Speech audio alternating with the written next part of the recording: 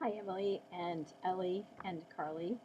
Greetings from Alaska and from Barrow. We actually had no school today. It was incredibly icy today here in Barrow. It actually has started to melt a little bit, so the tundra is, you can see a little bit of the tundra. The roads here are not paved, and so with the ice that came overnight, the snow, basically a blizzard, there were whiteout conditions and very icy conditions, so there were just absolutely no school today. So we were all home here in the dorms at the college where we're staying.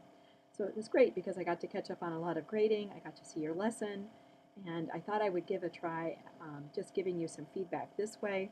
It's a little iffy trying to get phone calls going. We could Skype, I suppose, if you'd like to. So it'll sort of be one-way feedback from me to all three of you. But it also might work out better with your schedules, being that we're 3 hours difference and trying to contact you. So I watched the whole lesson today. I thought things went really well. I hope you're feeling really good about it.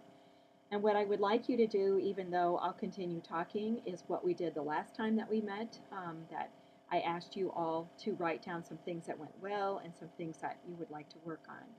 So I'm going to stop for a moment and let you just sort of think about that. You can even stop the video if you like, so it can be sort of interactive. So I'll just stop.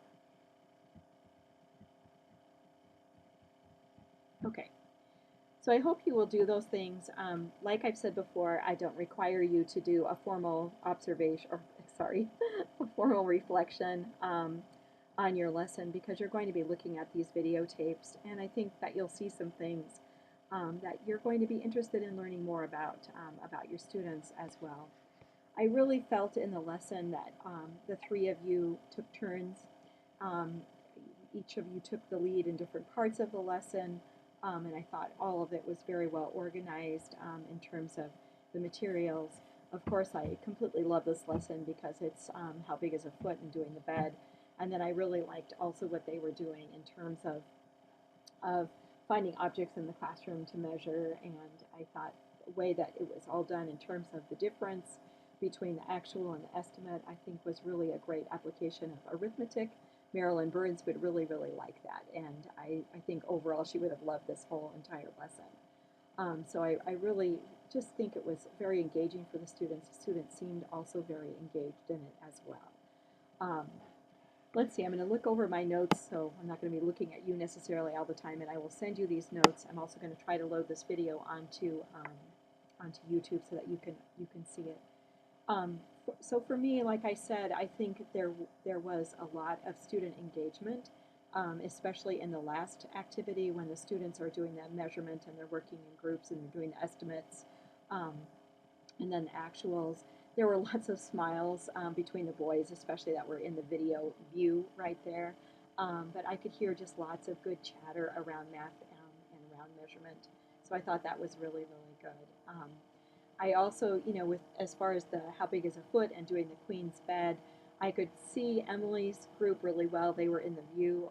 I think Carly was maybe behind the camera, and I don't know where Ellie was with her group. So that was kind of hard for me. I could definitely hear Carly's voice because she was so near the video camera. But that also looked like it went really well. I did not get to see when you put them all up on the board, when the students put their beds up.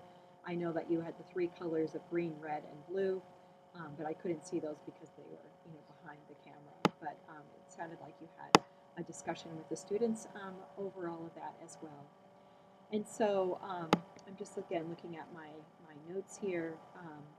I really liked the way that the trio, the three of you, just seem to be working so well together as teachers. I mean, the students so much better now that it's the third week of classes or the third week of practicum, and that when one of you was leading. So, for example, Ellie was leading her part, about thinking about how do you measure length, and then Emily also came into that section and offered some clarification. I just really thought that was really great, and it's really the co-teaching model, and I think that that's really, really awesome that you're doing that, and that you're doing it so effortlessly. So really good work on all of that. So some of the questions that I have for you are, about when you're doing those whole class conversations, and I think when you look at the video, you'll maybe understand. I mean, I don't have any concerns, but I guess I'm really wondering, what are you really hoping for when you ask students questions? Are you expecting that all of the students are going to be responding, or what do you want that to look like? And because I don't think you had everybody involved in that part. I think when you were asking questions, this is more maybe early on in the lesson. Um, so when you ask a question of the class, do you want their attention?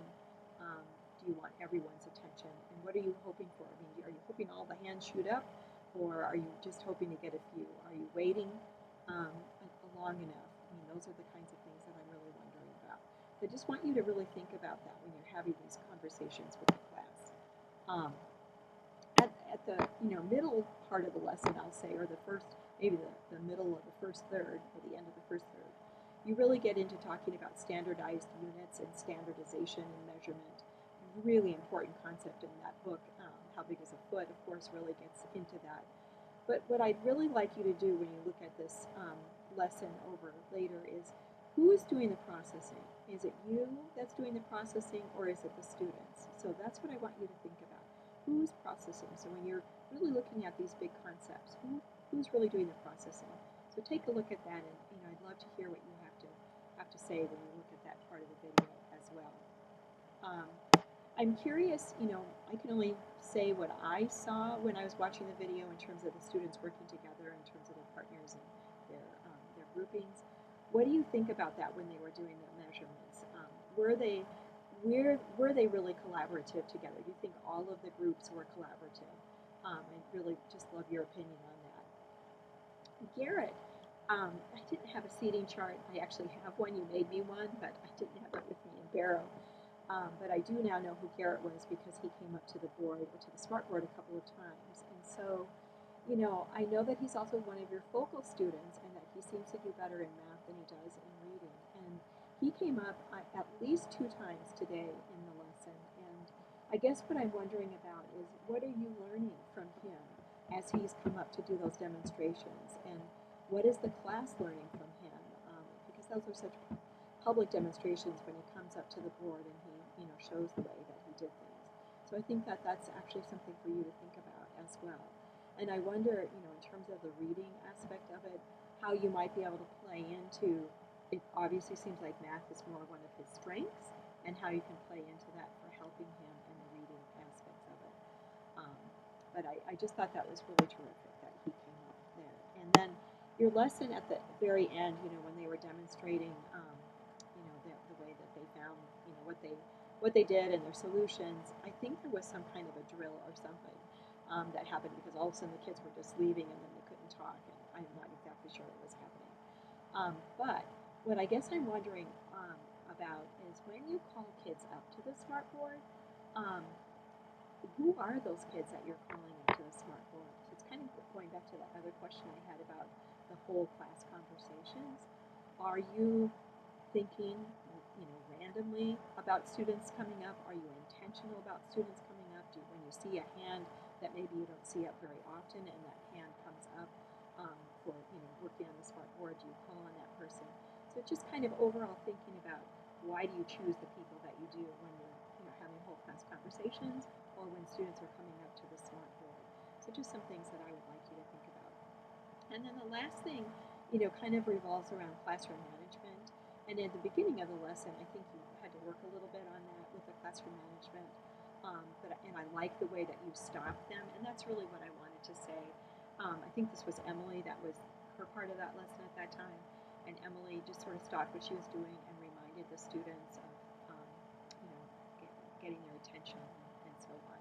And what I wanted to say to all of you is to not hesitate to do that in a lesson when you feel like you've lost the attention of the students, but just to go ahead and just stop and say, okay, I'm just going to wait a few seconds, or however long you want to do it, and I'm going to wait till I have everybody's attention and you're ready. And I know this is, May, the weather has turned a lot more wonderfully spring right now, so kids are excited, but you need their attention. So I think I just want you to think about that when you are giving them whatever it is, the directions or whatever it is that you need to give them. be sure you have all their attention and really think about that. And don't be afraid to stop when you're doing something with the students and you need to gather them back and just say, okay, things aren't going as well as I thought they were, or I thought they should be. I want to make sure we have everyone's attention because this is really important because of whatever it is. So those are the couple things. Just kind of thinking about who you call on and why, and then classroom management, tying that up together. I just think you all three of you are doing a really great job. I believe I could tell who Axel was in the class. It seemed like he was also really engaged in the lesson. And I'd be just curious, when we debrief next week, I'm just really curious as to how you think he's grown over these few weeks that you've been with him. Emily, I know that you're doing a terrific job with him in terms of translating and being a mediator for him. And I know you're all worried about that when you're gone, who's going to do it. But it would be great to see Emily, for just saying this because Emily's taken the lead on this, but to see Carly and Ellie give that a try too, not in Spanish necessarily, but trying to help him to understand things whenever it is that you're teaching, versus Emily. Emily can maybe be the fallback, but I just think it would be good to push you, both Ellie and Carly, a little bit in that direction and see if you can help him to understand whatever it is that you need to when you're working with him too. That you also work with him, not just Emily, I think is what I'm really saying. I hope that makes sense. So I'd like to see everybody kind of share the load, even though Emily is always going to be the person with the most expertise because she's Spanish speaking. But all teachers are going to have to work with students that have first languages that are not English. And this is a good opportunity for the two of you to work with them. And maybe you're doing that, but in this lesson it just seemed like Emily was more focused on. So good job, everybody. I hope you had fun teaching this lesson. It's such a great story. It's such a great way to help students really understand why standard measurement is really important. I hope the weather was really good today. The kids got to get out and play. I'm hoping everything else is going well for you. And I look forward to talking with you more in person, and I hope this works for now. So have a good rest of the day, and as I like to say, ta-ta for now.